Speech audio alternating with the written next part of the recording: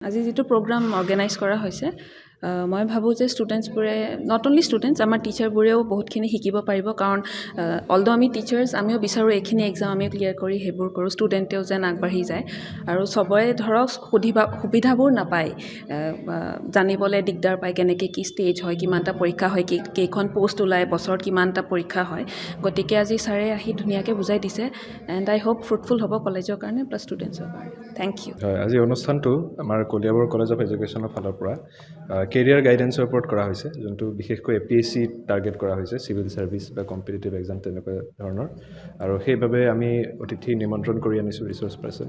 আমাৰ superintendent of police Kaliabor থানাৰ Bitul Chetia sir তেখেতে ইতিমধ্যে বহুখিনি কথা ক'লে কেনেকৈ আগবাঢ়িব পাৰি কম্পিটিটিভ এক্সামবিলাকত ষ্টুডেণ্টখিনি ভাল পাইছে এনলাইটেন হৈছে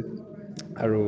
খুবেই ভাল লাগিছে এনেকুৱা এটা প্ৰগ্ৰেম অনুষ্ঠিত হৈ থাকিব লাগে আচলতে সকলো শিক্ষানুষ্ঠানত যাতে আমি কম্পিটিটিভ এক্সামৰ বিষয়ে জানো আৰু অৱগত হওঁ আৰু ল'ৰা ছোৱালীখিনি তেনেকৈ আমাৰ অসমৰ ল'ৰা ছোৱালীখিনি আগবাঢ়ি যাব পাৰে এই পৰীক্ষা যিটো অনুষ্ঠান এনেধৰণৰ অনুষ্ঠানে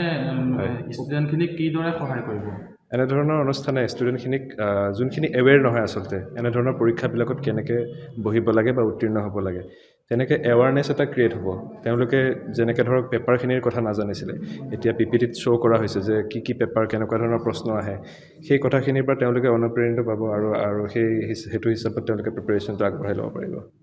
সেইটো সুবিধা হয় বুলি ভাবোঁ যিকোনো খবৰৰ বাবে যোগাযোগ কৰক আমাৰ এই নম্বৰত 9181 307 221